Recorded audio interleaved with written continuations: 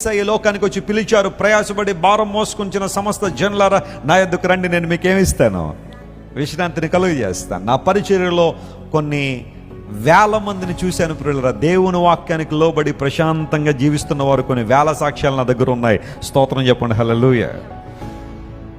దేవుని వాక్యాన్ని అంగీకరించి హృదయ మార్పును పొంది ఏమున్నా లేకపోయినా దేవుడు మాతో ఉన్నాడని ప్రశాంతంగా జీవిస్తున్న వారు కొన్ని లక్షల కోట్ల మంది ప్రపంచంలో ఉన్నారు. యేసయ్య ప్రేమామృతాన్ని సేవిస్తూ దేవుని కృపలో వర్ధిల్లుతున్నవారు. లోకం కోసం పరిగెత్తి అలసిపోయిన వాళ్ళు చాలామంది ఉన్నారు.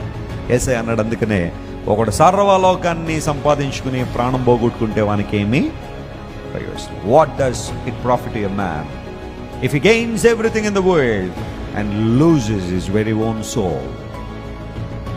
సర్వలోకాన్ని కూడబెట్టుకుని ప్రాణం పోగొట్టుకుంటే ఏం ప్రయోజనం?